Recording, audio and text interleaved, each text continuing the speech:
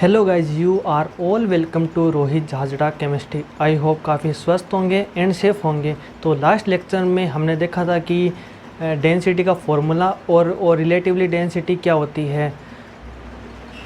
तो एक बार वापस अपन वहीं से स्टार्ट करते हैं कि रिलेटिव डेंसिटी दो प्रकार की होती है। रिलेटिव डेंसिटी दो प्रकार की होती है। पहली होती है H2O के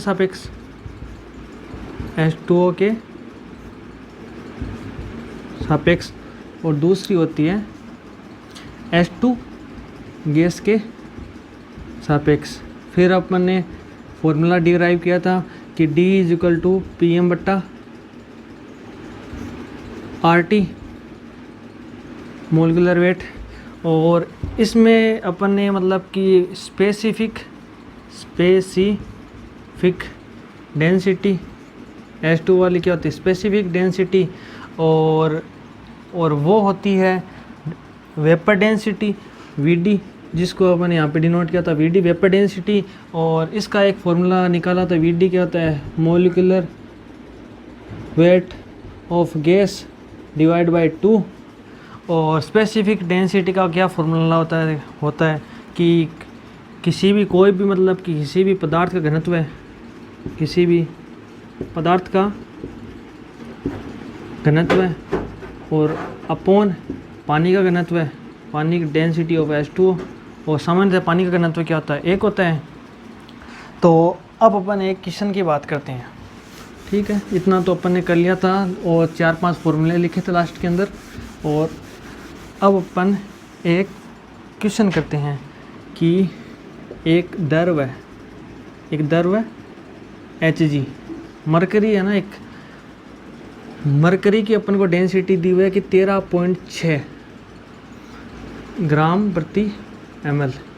ये द्रव Hg की डेंसिटी दी हुई अपन को, और उसके अंदर अपन को 1 लीटर विलियन दिया हुआ है, 1 लीटर विलियन दिया हुआ है। और उस विलियन में अपन को फाइंड करना है कि Hg के कितने मोल है, ठीक है। अपन को इसकी डेंसिटी दी हुई है, तो अपन मतलब को पता है कि Hg आ गई। तो और ये जो डेंसिटी दी हुई है ये है विशिष्ट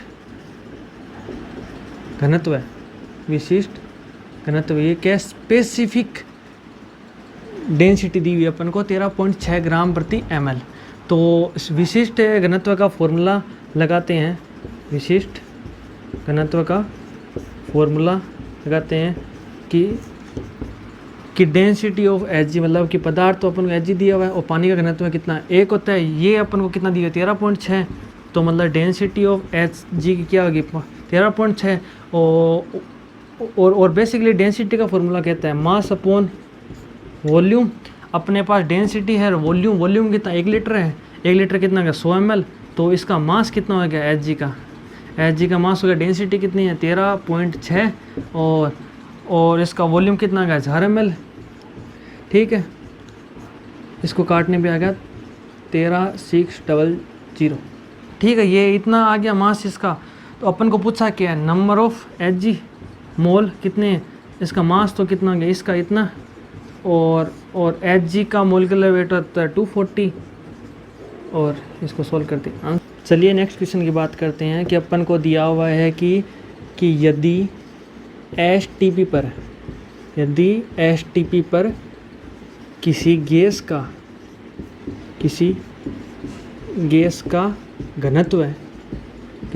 का घनत्व दिया हुआ है 1.25 ग्राम प्रति लीटर दिया हुआ है, ठीक है।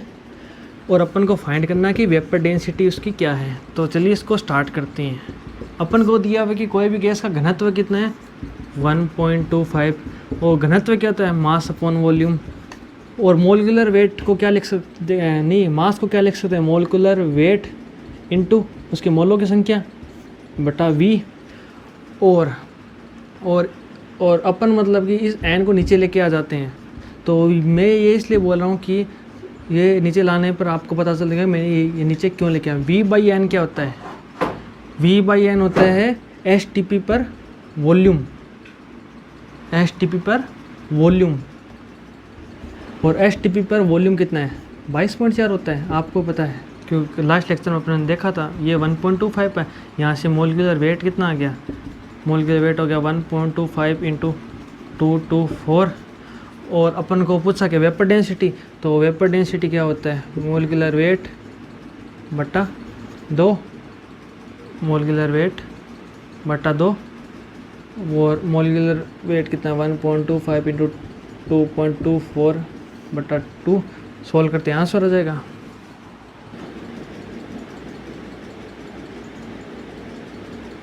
चलिए अपन नेक्स्ट टॉपिक की बात करते हैं। अपन का नेक्स्ट टॉपिक है प्रतिशत संघटन। प्रतिशत संघटन, नाम से पता चल रहा है कि प्रतिशत निकालना अपन को। तो ठीक है, अपन एक कंपाउंड लेते हैं, मान लो कि C6H12O6, ये अपन का कंपाउंड है। तो इसमें कार्बन का कितना परसेंट है, हाइड्रोजन कितना परसेंट, ऑक्सीजन कितना परसेंट है, अपन को ये फाइंड करना है। तो ये प्रतिशत संघटन है ना, 2 टाइप का होता है। एक तो एटम के ऊपर होता है और एक होता है मास के ऊपर।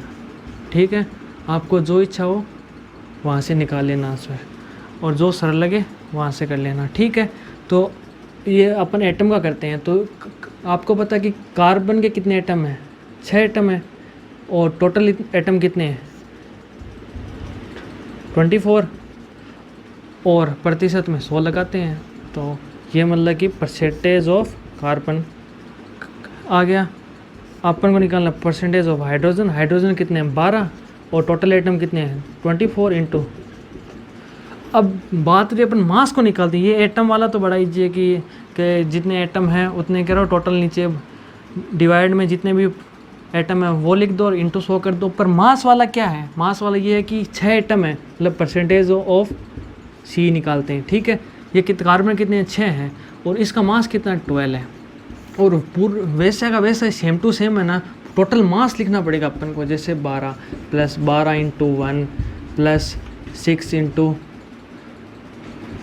16, और फिर इंटू 100 करना। ये कार्बन का परसेंट आया। ठीक है, इसी प्रकार हाइड्रोजन का लिख लेंगे।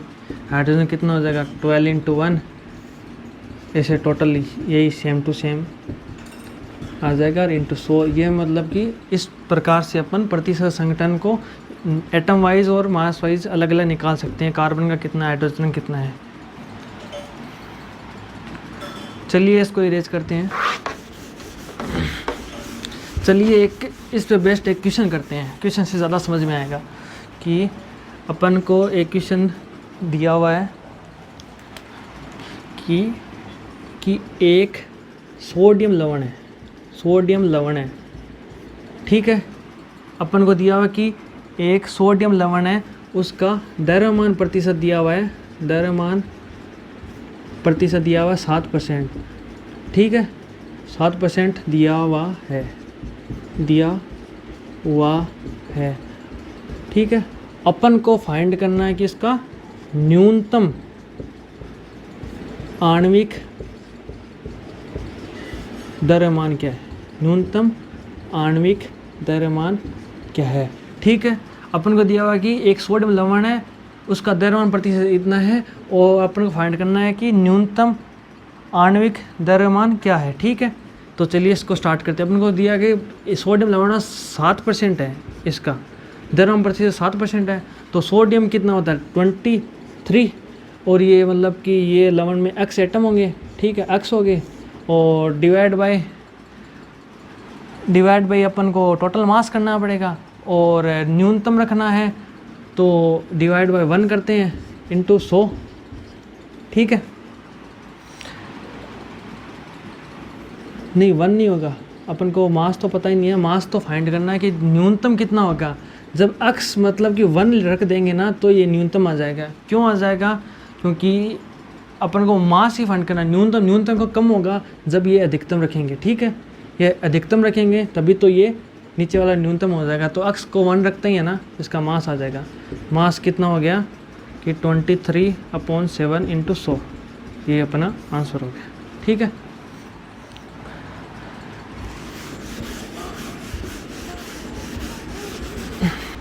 तो चलिए अपन बात करते हैं कि नेक्स्ट टॉपिक अपना मूलानुपाती सूत्र।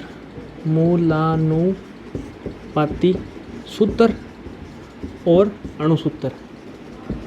अणुसूत्र ये तो आपको मतलब कि पढ़ के पता चल रहा है कि अणुसूत्र ये तो मतलब कि कम्प्लीटली सूत्र है, मतलब कि जो पूरा एटम है। मतलब कि इसकी डेफिनेशन ये है कि किसी यौगिक में परमाणुओं की वास्तविक संख्या को निरूपित करता है। मैंने क्या बोला? वास्तविक संख्या को निरूपित करता है, निरूपित करता है। और ये है मूलानुपाती सूत्र है कि किसी यौगिक में परमाणुओं का सरलतम अनुपात को निरूपित करता है। किसी यौगिक में परमाणुओं के सरलतम अनुपात को निरूपित करता है। इसको इंग्लिश में बोलते हैं एम्पिरिकल फॉर्मूला, और इसको अणुसूत्र को बोलते हैं मॉलिक्यूलर फॉर्मूला। ठीक है, इसको EF और MF बोलते हैं। तो अणुसूत्र क्या हो जाएगा? अणुसूत्र का फॉर्मूला हो जाएगा मॉलिक्यूलर फॉर्मूला इनटू N। ठीक है, ये अपन को याद रखना है, ये क्वेश्चंस में काम आएगा। ठीक है, अब एक एग्जांपल लिखते हैं कि C6H12O6। ठीक है, ये तो है अणुसूत्र है और अपन को इसको फाइंड करना है एम्पिरिकल फॉर्मूला। ये इसका सरलतम अनुपात क्या है? CH2O। जैसे मान लो N2O4 है। ये तो हो गया मॉलिक्यूलर फार्मूला, पर इसका एम्पिरिकल फार्मूला क्या है? NO2। ठीक है, इसी प्रकार चलो अपन एक एग्जांपल के थ्रू एक क्वेश्चन करते हैं, देखते हैं कि ये कैसे काम करता है और इस फार्मूला का काम क्या आता है।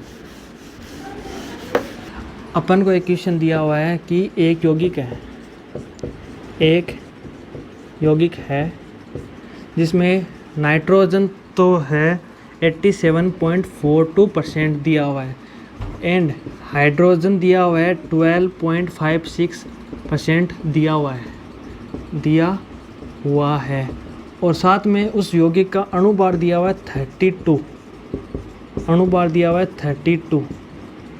ठीक है, अपन को empirical formula and molecular formula find करना है। ठीक है, मान लेते हैं कि ये इसका कंप्लीटली मास 100 है, तो 100 में से नाइट्रोजन का है 87.42, ये मान लेते हैं 87.42 इसका इतना है और हाइड्रोजन का इतना है 12.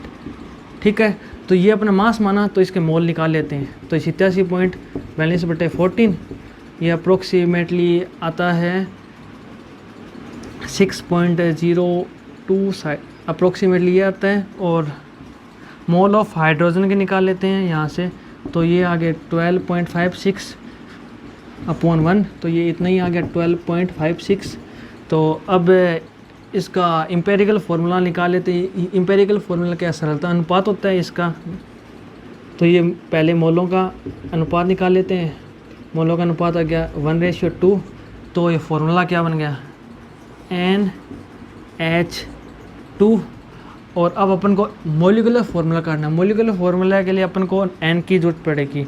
ठीक है, तो N निकालने के लिए अपन को ये कंडीशन दी हुई है कि अणुभार 32 है।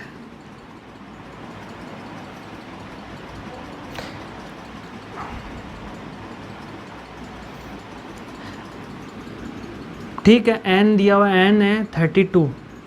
ठीक है, अणुभार 32 है।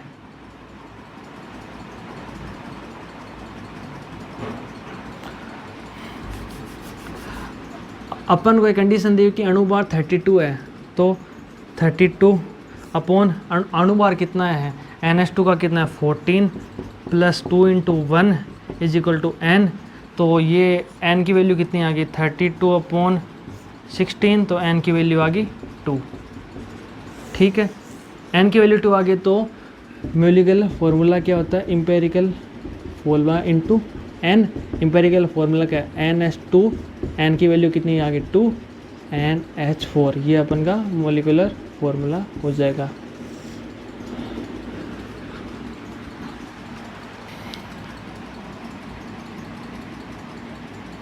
चलिए आपको एक शॉर्ट ट्रिक बताता हूँ इसकी मॉलिक्यूलर फार्मूला और एम्पिरिकल फार्मूला के step by step.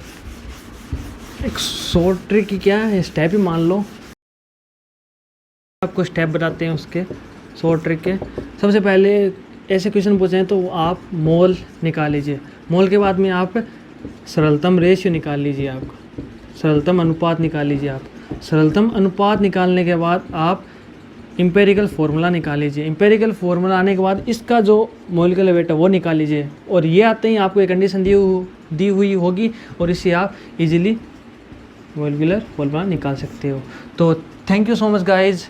I hope आपको वीडियो काफ़ी पसंद आया होगा।